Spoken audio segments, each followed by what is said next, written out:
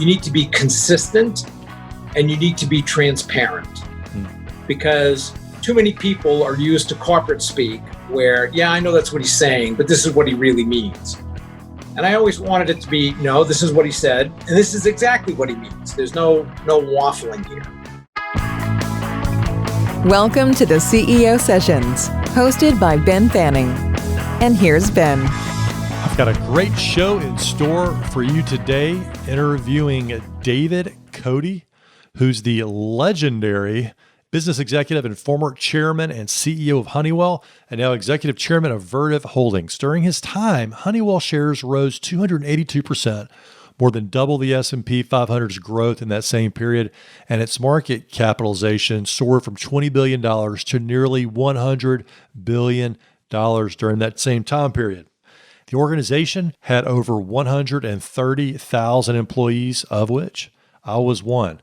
And now Dave has a book out, Winning Now, Winning Later, and we're going to deep dive into this book.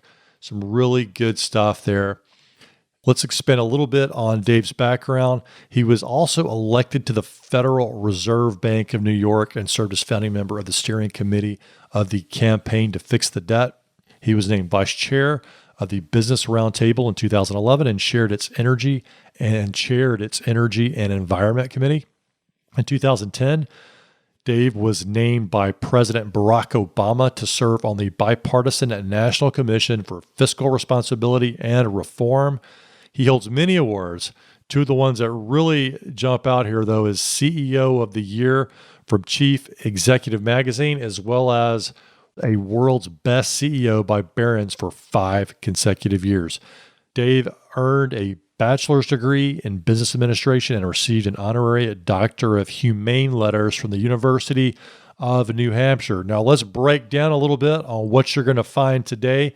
We're going to start out with an interesting story of the first time I walked into Dave's office and the surprise that I found there. I think you'll like that. What sports memorabilia and important reminders Dave keeps in his office. The unexpected moment when GE chair Jack Welch accelerated Dave's career. You're going to get a real kick out of that story. Then we get into the 2 things required for advancement in your career. When's the right time to stick to your guns? Dave's philosophy on meetings and how to make sure you get the most from them. How to flip meeting protocol to make sure you get everyone's input. Then Dave's story of his first meeting with President Barack Obama and how he ended up introducing the president at a press conference at the White House, despite being a registered Republican. Then what is short-termism, which is a big topic in his current book, and why it's important that every leader understands it. And then how to develop the skill of direct communication and why it's so essential. And direct communication is something that David Cote is well known for, and I think you'll find it beneficial. Enjoy the show. Hey, Dave, welcome to the show.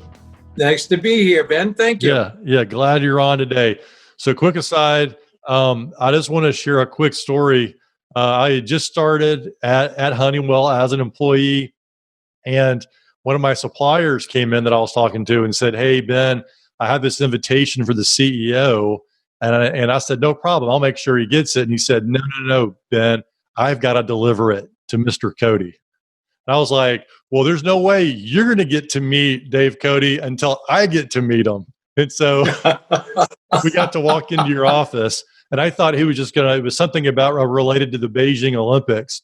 And I thought he was just going to say hi and invite you, but instead he had this big scroll that he unfurled. I don't know if you remember that day, but I was like, oh man, I was rolling my eyes. This is my first chance with Cote and my suppliers bringing out some scroll. But I did remember seeing an awful lot of Boston Red Sox material in there. You're a big sports fan and music fan, from what I understand, right? Yeah, all true. I love all Boston sports teams, the Patriots, the Celtics, the Red Sox, the Bruins. And I listen to music all the time, constantly while I'm working. I find it just very helpful overall. Not everybody does. They can find it distracting or irritating, but for me, it helps. So what specific bands or musicians are you listening to these days? It's kind of eclectic, really. I listen to everything. So I like classical, jazz, hip hop, classic rock, alternative rock. I like everything. Wow, that sounds fantastic. Like a great playlist to kind of keep cycling throughout your day, jumping from genre to genre. That's pretty cool. It does. Well, anyway, it really struck me when you walk in to the CEO's office and he's cool enough to have the sports memorabilia around. I'm like, okay, this is not what I thought. This is a really fun, a great place to walk into every morning. So anyway, I thought I'd share that quick story with you. Well, it's kind of funny. My assistant, Lois Brown, used to always give me a hard time that it looked like a junkyard in there as far as she was concerned, because I had so much stuff. I just liked it. I liked picking up little things everywhere I went. And, like I went to New Zealand once and brought my son, and we spent some time skipping stones along this really nice little pond. So I just grabbed a bunch of those stones and have them with me. And that's just part of a nice memory for me. So I just accumulated stuff like that. Yeah, no, that sounds great. Is there any piece of sports memorabilia that comes to mind? You're like, hey, that's one of my top things that I like to keep around. Well, my son gave me an autographed piece of the Boston Celtics parquet floor. Oh, and it was signed by Larry Bird. Oh, wow. And yeah, I like that one. I also have a jersey, that Larry Bird jersey autographed that my wife gave me. And both of those were pretty big for me.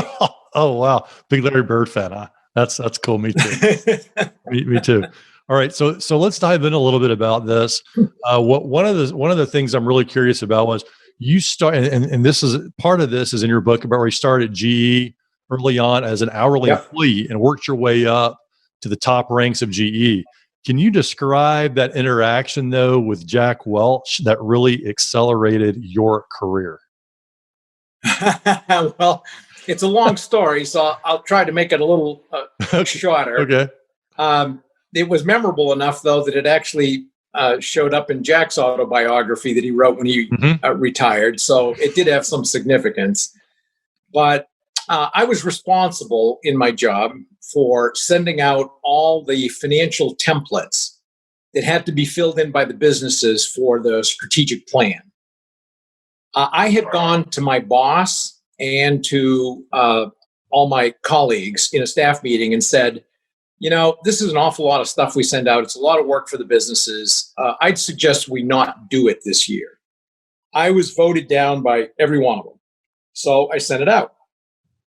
About 2 months later, I get a phone call from my assistant saying, call Jack right away. And I thought, oh, okay, well, that's unusual. He has never reached out to me. Uh-huh. So I call him, and he starts with, remember, 1986. And he said, Dave, is it true you asked Medical Systems for what ROI would be in the ultrasound business in 1989? And man, I am just scrambling, trying to think of what the heck is he talking about? And it finally dawned on me, it must be on one of those templates. So I said, we do as part of the strategic plan request. He just jumped through the phone at me with the F-bombs and telling me to get up there with that as request he was right famous away. For. Yes. So I run up to his office. He screams for me to come inside. He's sitting there with the HR leader at the time, also named Jack. And he's just flipping through the pages, just irritating himself as he's going through it. And he's yelling at me the whole time, with the upshot of it being, you're a smart guy. Why would you do such a stupid thing? I'm going to have the CFO's ask for this. And he's just, really unloading on me. And I'm just standing there trying to respond and say, yes, this is the financial expression of the strategic plan. That's why we do this. It's been done for years, et cetera, et cetera. And then he tells me to leave after about 10 minutes of this. So I go back down to my office area. I'm telling my buddy what happened. And he said, well, you didn't tell him that you recommended not doing it and we voted against you, did you? And I said, no, I didn't. I didn't bring that up. And he said, oh, Hugh, thanks. So fast forward, I actually called my wife. Oh, wow. Yeah, I called my wife at the time and said, geez, I think I've just been fired. I'm not sure how this works, but we got to be prepared, because he was really angry with me. And I think I'm going to lose my job over this. So we just need to be prepared. So nothing happens. Nothing much happens. And we get to about a month later. And I'd been on the RCA acquisition team. I was the number 2 finance guy on it. There were only 2 of us. And we're at this victory party. And all of a sudden I hear this, Dave, get over here. And I think, oh my God, I've heard the stories. He's going to fire me at a party. I can't believe it. So I go walking over. I got a smile on my face, but I'm shaking inside. And that same buddy walks over with me. And Jack says, I was never so pissed at anyone since I was in plastics. And my mouth gets away from me sometimes. And I said, well, I really appreciated you sharing it with me. And he laughed, thank God. And so we're just having a very convivial conversation. I'm thinking, okay, we're going to be fine. And my buddy, the same one who'd said, you didn't tell, did you? Looks at Jack and says, just so you know, Jack, Dave recommended not doing this. And we all voted against him. And Jack looked over at me, and I'll still remember he had this like puzzled expression on his face. He turned his fist to the inside, pushed it to his ribs, and said, so, wow, you just took the knife for those guys? I said, well, I didn't really think about it that way. Is you don't throw in your friends, when it's not like it was something illegal or anything. And he just kept shaking his head and saying, wow, that's something. And so it breaks up and we go on, and evening goes on, and the CFO pulls me aside and said, you have no idea how much good you've done for yourself with how this whole incident has played out. I said, well, I am hard pressed to understand how, because it sure doesn't feel that good. And he said, no, Jack was already impressed because of how you handled the situation in his office. He said he'd made vice presidents cry with the way he treated you. And you're just this low-level finance guy, and you never buckled. And then when he found out tonight that you didn't throw in your friends, he just said, good things are going to happen. So I said, okay, well, I look forward to it. Well, what ended up happening was normally if you got a 1-level jump back then, you were doing well. 2 levels, you were on fire. He had me interviewing for jobs 3 and 4 levels above where I was. I landed one of them, and I went from having no people to having 200 all of a sudden. And it ended up being a real career accelerator because obviously you have to perform, but the visibility was there. The fact that he saw it, and all of a sudden I was on the radar screen, there's no doubt it ended up being a career accelerant when initially I thought it was the end of my career. Was it career ender to career accelerator? Well, so yeah. People that are listening today, leaders in organizations, employees that may be at the analyst level or whatnot, what words of advice do you have from them that you'd like them to take away from that story? Well, I guess one we've already touched on is advancement requires both performance and visibility. Some people can get away without performing and just be good talkers. Eventually that catches up with them. So the first thing is make sure that you're performing in whatever it is you do and go beyond. I used to try to help anybody who asked for it, whether I thought they could help my career or not. If they asked me for help on something, I'd help them. And in the long run, that ended up helping me a lot more than I ever expected because I developed a very good reputation as a result of it. The second one, though, is somebody who can do something about your career has to see it. Yes, that can be tricky. It doesn't doesn't mean wear your ambition on your sleeve, because that can be off-putting to people, especially in large organizations. But it is helpful if somebody can actually see it. I guess the second piece of advice would be to stand for something. And you don't want to be, stick so much to your guns that you advocate a position that's stupid, even when it's been proven that it's stupid. But by the same token, just because you come under some kind of onslaught, don't give in if you think you're right. Be polite about it, be courteous, but stick to your guns. And I think in the long run, that works for you. It can hurt sometimes in the short term, as I pointed out. But in the long term, I do think it helps. One of the things that you say in your book is about meetings, and this really stuck with me. And I think it ties in nicely with this because you're the chairman, you're coming into a meeting, you have your team there, but you give a bit of advice about when it's important to be right. Can you talk about how that's been handy throughout your career? Yeah, I would say it was more handy to me at Honeywell than any place else because it's the first time I actually started doing things that way. And I ended up coming up with, a phrase that said, as a leader, it's your job to be right at the end of the meeting, not at the beginning of the meeting. And that means if you look at it that way, you handle meetings very differently because you start to recognize that as a leader, you don't get measured on, was the idea yours from the beginning? You get measured on, did you make a good decision? Was there a good result because of your decision? Mm-hmm. Well, if you start to approach it that way, you realize, gee, the higher up I go, the less I know about any particular issue, just because it's too much. So if you're going to make a good decision, you need to be able to get out all the facts, all the opinions. And people participate differently. You see that particularly with introverts and extroverts, where extroverts will raise their hand to participate there or just jump in. Introverts will wait to be called upon. So I found myself saying, okay, I'm not going to declare what I think in the beginning. And the reason I kind of stumbled into it because I couldn't trust my board and I couldn't trust my staff, 3 of whom had interviewed for or expressed interest in my job. So they always had an ulterior motive, whether they recognized it or not. And I thought, okay, how do I get all the facts and opinions? And that's when I started this approach where I didn't let people know what I was thinking and instead would really develop the argument amongst all my people. And including calling on every single one of them, looking around for body language and facial expressions, making sure that I advocated a position that might be opposite of what I wanted, just to make sure that I really developed the argument. And then when I got done, I would start with the most junior person in the room and say, what do you think I should do? And it's really funny. In the beginning, when you start to do this, the first thing that junior person does is look at their boss. Oh, yes. And their boss, I'm sure that was me. Yep. Yes. And their boss goes to answer for them. And I always put my hand out to the side and say, no, I'll get to you. I want to know what this person thinks.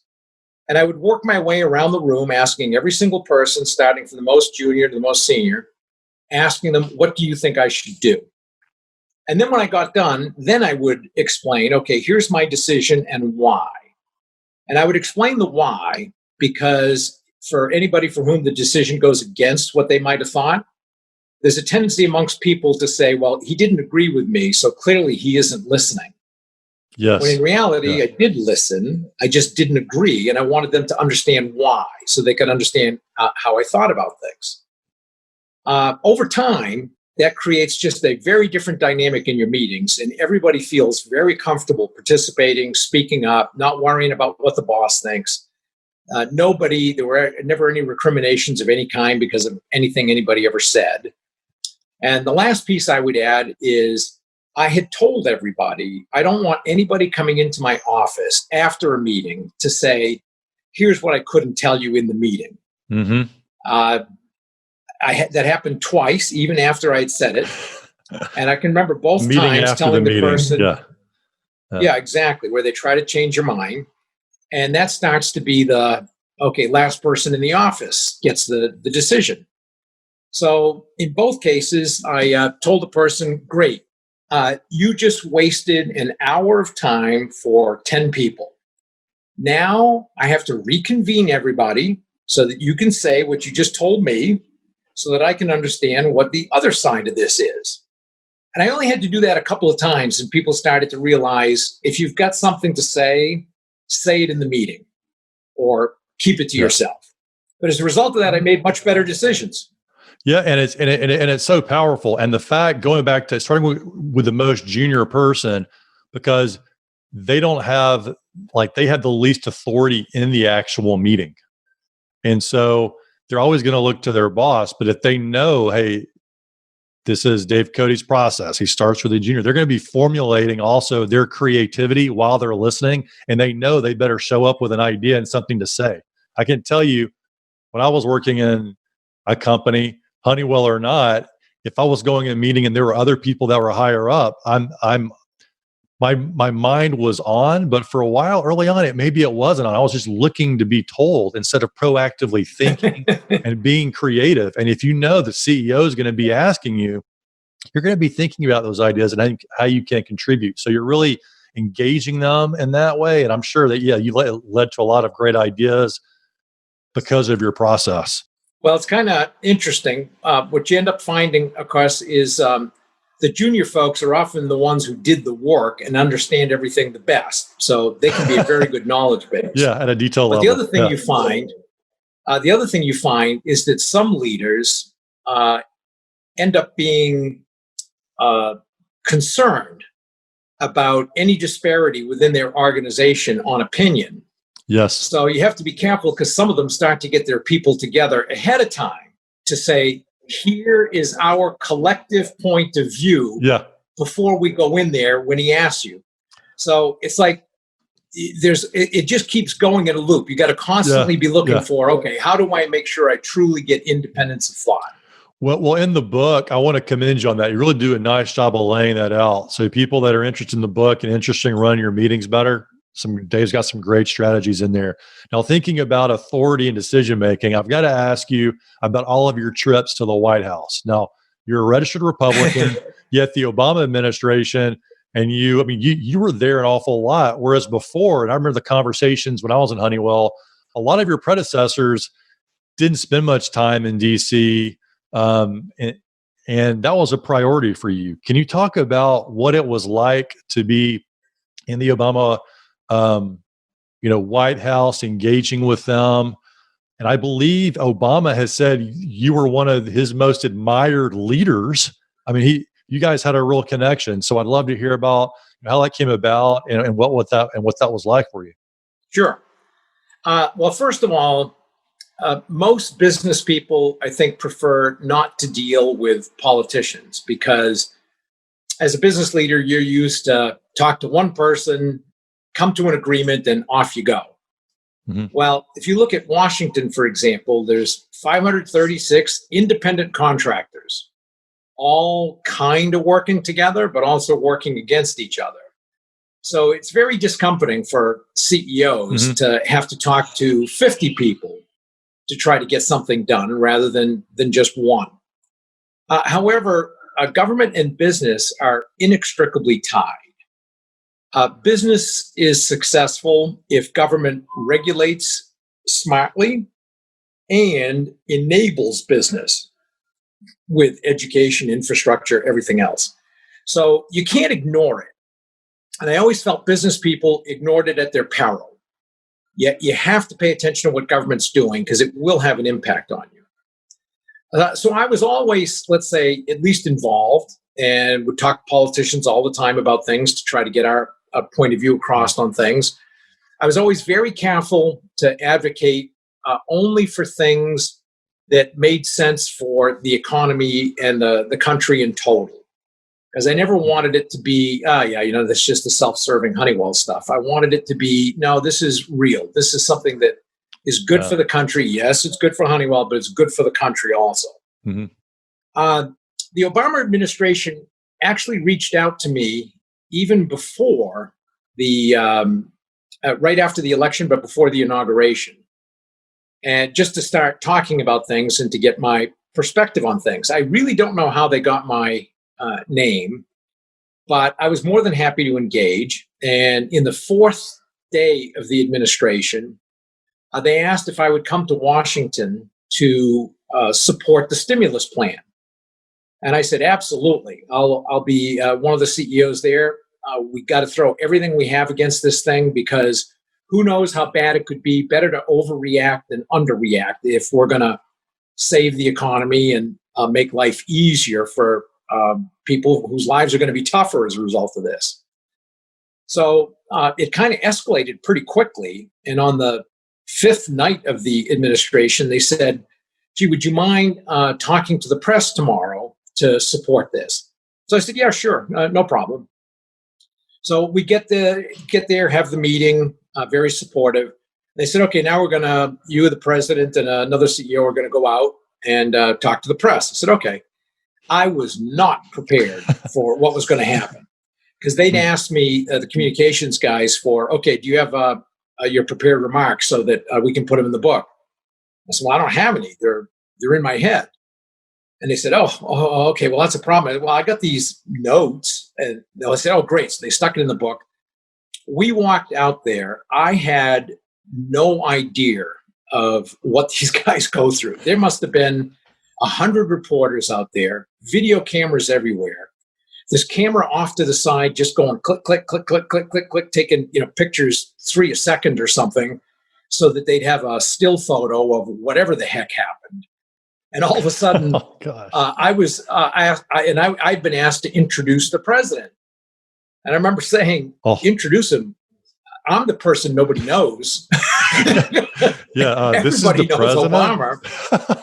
So it actually worked out extremely well, and they were very pleased, and it just kind of kept growing from that point. And I'd have to say it's pretty amazing for this small town boy from Suncook, New Hampshire, who hoped to visit Washington, D.C. for one day sometime in his life, to all of a sudden be having one-on-ones in the Oval Office and being asked, what do I think about stuff? Wow. So it was quite gratifying, rewarding, exhilarating, and all those other adjectives you might want to put on it. And I actually found the Obama administration, even though I am a lifelong Republican, to be very open-minded to things I had to say or how I thought about things. And I think it helps that I'm a moderate, so I'm not too crazy wedded to any particular policy. I just want the country to work well and for everybody to work together to advance our collective cause. So you mentioned being, early on in your career and having read your book and spent some time in the epilogue, which if you're reading the book, listeners, get to the epilogue for sure, where Dave goes into his really, you started out, you were on a search to find your career direction. It's like you mentioned, small town, New Hampshire. What were some of the keys in you discovering your career direction after you spent some time kind of just trying a lot of different things and still not having clarity? Yeah, I kind of described myself back then as having a lot of ambition and absolutely no direction. I just wanted to get started on things. I was tired of living a life where I never had any money, because we didn't have any money growing up, and I certainly didn't have any money then. But in my zeal to get started and to accomplish something, I was really accomplishing nothing. And it took me 6 years to get through college, as you know, because I quit twice. I hated school. And I just felt like I was wasting my time. My epiphany was I got married. We were living in this unheated, uninsulated third-floor apartment in New Hampshire. So, yes, it would get chilly. And my wife comes home and says, I'm pregnant. And then she said, and I can't work anymore. Then I started to worry. I did the math and found out that with my take-home pay, even as working as a GE employee, which meant I was paid well, relatively, that I was making $2 less a week than I was making. And I had $100 in the bank. So I figured, okay, I've got 50 weeks to figure out what I'm going to do. And I was scared to death that my kid was going to die because I was a screw off. And I can remember taping up the windows with masking tape because he was born in February, and just really worried about what was going to happen to my, when I knew it, a son, because I was a screw off. And that caused me to really buckle down. I went back to school. I worked hard to get a salary job at GE, which I did. And money was still tight, and I was still having to figure out every week which bills I was going to be able to pay and which ones I could let slide. I hated living that way. So it really, I always tell my oldest son that he's the reason I'm successful, because he absolutely scared the bejesus out of me. And he's very funny about it. He always says, yeah, I peaked early. And I say, well, if it hadn't been for you, I probably would still be going to VFW, drinking and playing pool instead of actually focusing like I did. So it was that family incentive, having a reason why maybe to get focused early on that gave you that drive. And then what happened next?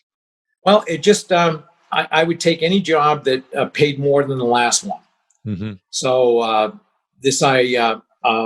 ended up getting divorced early. It was an early marriage, early divorce. And now my money problems were worse than they ever were. And there was this opportunity within GE for people at my level called the corporate audit staff, where you spent only about 60 days a year at home.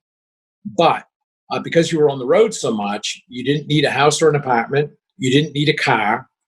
Your food while you were on the road was all paid for.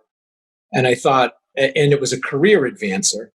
And I thought, this is the only way I am ever going to get out of the hole is if I do this. So it was a very intense job because I spent, out of those 5 years, 2 years were outside the country on various jobs. But I was seeing all different parts of the world. I visited 13 or 14 countries during those 5 years.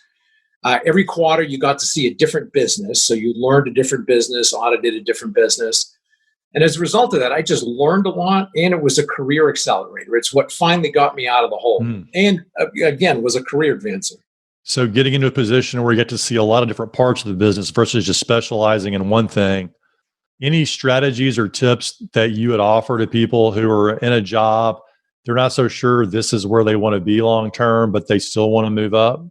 Yeah, one of the pieces of advice I give to people that was a lot more relevant to me when I was younger. Now that I'm 68, not so much. But I always say, try to picture yourself when you're 60. And what do you want to be able to say about your life and career? And too often people just go from one thing to another and don't really think about it. And if you say, geez, I really want to accomplish something, well, you're probably not going to do that just working 40 hours a week, because you got to really differentiate yourself versus everybody else. On the other side of it, you may say, look, I just want a job that pays reasonably well. I don't care if I pass on wealth to my kids or anything like that. They can take care of it themselves. I just want to be able to lead a normal, regular life where I have a lot of leisure time. That's fine also. But try to put some thought into that and say, what do I want to be able to say about myself when I'm 60? And I found, while I didn't do that in the beginning because I was just desperate for more money, it did make a difference later on. And I found myself, I was, obviously it started in manufacturing as an hourly employee, went into finance. And I found myself thinking, okay, I've got a good reputation in finance, but, I'd really like to be a general manager. I'd like to see if I could do that. All advice was to not do it. My wife at the time wasn't supportive of it. The company wasn't that supportive of it. The HR guys thought it was a bad idea. The finance guys thought it was a bad idea. All the general managers would tell me, it's a lot tougher than you think. It's a lot different recommending than it is doing. And I kept thinking, I don't want to be 60 years old and wonder if I could have done it or not. Yeah. So I'd rather take a chance and fail than to never know and spend all my time wondering if I could have. And the same thing was true when it came to leaving GE. As you know, Jack fired me in June of 99, told me I had to be out of the company by year end. He later, 3 weeks later, backed off on that a bit and said, there's a job for you in GE Capital if you want it. You're a good guy, and I think that would be fair. And I remember saying, well, I appreciate that. I like knowing that as a backup, but I think I'm better than you think I am, and I'd rather find out. I don't want to again be 60 years old and look back wondering, could I have been a CEO and a successful CEO someplace else? And of course, that worked out too. It was, I was just overwhelmed by not wanting to be 60 and wondering if I could have done it. I wanted to know. Not everybody's like that, by the way. So I'm not advocating it for everyone. I'm just saying you need to take that time to say, what do I want to be able to say about myself when I'm 60? Yeah, that's a great question to think about. I'm going to write that down to keep coming back to as time goes on. And by the way, for the listeners, I believe Jack later said that was a mistake letting you leave GE. And you went on and did some pretty impactful things. He never said that to me directly. And of course, I never saw him all that much after that. But I have heard that from a lot of other people that he talked to. So it's been rewarding that way. Well, let's touch on something, one of the main focuses of your book that has a huge, I think, impact in the world and is going to be a great mantra for a lot of people to think about out there. What is short-termism and why is it important for leaders to understand? And if you could weave in that tree story, that I love that thing. That was amazing. Well, I guess I should go back to a basic principle that we ran Honeywell on, which was that success is always about achieving two seemingly conflicting things at the same time. And I thought this was an original discovery 30 years ago when I was running an inventory reduction project. And we ended up marrying it with customer delivery to make sure that both improved at the same time, because in our analysis, we found that the reason that previous efforts had failed is because delivery would get bad. We said, okay, how are we going to do both? And it was wildly successful. We reduced inventory by half, saving $500 million in cash, and product delivery to customers improved. Well, once I started looking for it, I saw it everywhere. It's not just, do you want low inventory or do you want good customer service? It's, do you want people closest to the action empowered for quick action? Or do you want good control so nothing bad happens? Do you want high prices and margins, or do you want big volumes? Do you want functional costs like HR, IT, finance, legal to be low? Or do you want great internal customer service? Do you want good short-term results, or do you want good long-term results? In every case, you're trying to achieve both. And whatever it is you're trying to get done, I can promise you there's always something on the other side that you need to pay attention to. Most people don't think this way. And one of the things that surprised me is I said, okay, this is an original discovery. That's what I thought 30 years ago. Then I ended up realizing over time it was not an original discovery. Others had talked about it before and after. However, hardly anybody does it. And I'm convinced the reason for that is because it's difficult and you have to think a lot more. And organizations, voters, whatever it is, they want to know, what's the one thing you want me to do, boss? And it's more difficult to convey, I want you to do both.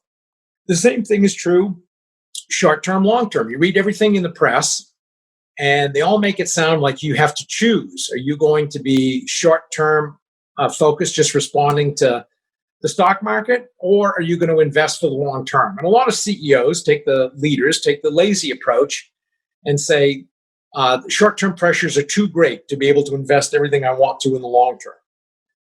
They make it sound mutually exclusive. And my point is, it's mutually reinforcing. If you don't invest in the long term, eventually the long term becomes the short term and you're stuck. You run out of gas. By the same token, if you tell your boss or investors, hey, let me tank for 3 years and then it's going to be great, investors and bosses say, great, see you in 3 years. We're not going to wait that long. So you have to find some way of posting numbers in the meantime that gives you the income flexibility to also be able to invest long term. And that's the trick we figured out with this concept of how do you grow sales and hold fixed costs constant so that your variable margins, which run from 35 to 90%, depending upon the business you're in, to fall through and give you all that flexibility so that you can outperform in the short term while also generating the money you need for the long term, which we did with, as you know, taking R&D from about 3% of sales to 6% of sales, the global efforts we put in place, all the process work we did to get the Honeywell operating system and functional transformation going. And it works. But the first chapter is entitled Banishing Intellectual Laziness for a reason. Yes. Because that's where it has to start. It starts with the leader's mindset. and the leader has to walk the talk. People actually have to see the leader and all their bosses acting that way. And once you start to do that, then it takes on a life of its own. I mean, you got to keep it going. You got to always pay attention to it. It strikes me as like the yin and yang of business, or it's like in Star Wars, like using the Force. It has to be balanced. There has to be balance. If it's all short term, there's big problems, but you got to have short term to pay the bills to get to the long term. And you've got some great plays for individuals, teams, and companies in this book for people to check out. We don't have too much time left, Dave, but one of the things that really struck me, and just the language you use in the book, you have a reputation as a direct communicator, right? And there's a lot of interesting examples in the book about that, and you share a lot of multiple stories on how part of your job as a leader is to ask the right questions and really be tenacious. And you give a lot of examples with your aerospace business, and there's a great story about Tim Mahoney in there. For a leader or an employee who wants to develop this skill, what recommendations do you have for them? Well, first of all, make sure you're in an organization that wants that. Some organizations do Good not. Start. Yeah. And if you find yourself too direct in some companies or organizations, it's just not going to go over very well. So I would say make sure that your company or organization, whatever you're a part of, wants it. If they don't want it, and that's how you are, then I would suggest finding a place that better suits you. And I was fortunate that I'm like this to begin with, and the GE I grew up in encouraged it. So it made it easier for somebody like me to be successful. There's two things I always said every leader needs to think about when communicating, and that is you need to be consistent and you need to be transparent. Because too many people are used to corporate speak where, yeah, I know that's what he's saying, but this is what he really means. And I always wanted it to be, no, this is what he said, and this is exactly what he means. There's no waffling here. The other perspective I'd add is try to put yourself in the position of the listener, of your audience. And I see too many leaders of public companies who go to a plant and do a town hall with all the people there and talk about the stock price and what they're doing with the stock price. And they assume that everybody is interested in the stock price, because that's what's of interest to them. Well, yeah, if you're an hourly employee, you're kind of interested in the stock price and you like to see your 401k do well. But what you really want to know is, am I still going to have a job here 5 years from now? And that's the context you have to put it in. And I was asked and I think it helped that I started as an hourly employee. I'd get asked in town halls by hourly employees, can you tell me if this plant's going to be here 5 years from now? And my answer was pretty consistent on all that. And I would say, I don't know. I can't promise you that. The thing I can tell you is that if you work on being the most productive enterprise in the world, and that if you do a great job with customer delivery, quality, safety, getting new products out there, then the chances of me ever being able to say it makes sense to close this plant go way, way down. Yeah. So this is more your decision than it is mine. You need to make sure that you make this plant so good that it never makes any sense for someone like me to shut it. And by and large, I think people appreciated that. I had another example where when I first got to Honeywell, I did a town hall in South Bend, Indiana, and had a very strong union. And there was a lot of press at the time about my compensation. And the union leader got up to ask a question and said, how can you expect us to work out here when you're making that kind of money? And my comment to him was, well, first of all, I was already doing well where I was. So if Honeywell hadn't paid me this, I wouldn't have come. Second of all, I'm not giving any of it back. And the audience started laughing. The union leader started laughing and said, yeah, I wouldn't give it back either. And just being very transparent about the whole thing kind of took it off the table. Okay. So I hear transparency, also hear communicate directly, but make sure you do it with your audience in mind. Keep your audience in mind. And I would say don't be arrogant about it. Like when I said I wasn't giving it back, I was laughing when I said it. Yeah. And everybody was able to relate to it and say, yeah, I wouldn't either. You're exactly right. And it kind of took it off the table, but you don't want to relate to them with any kind of arrogance or superiority, because you're not. We're all human beings and all want to be treated as human beings with the respect that deserves. Yeah. And my impression is, and I think you might agree, that direct communication is a form of respect.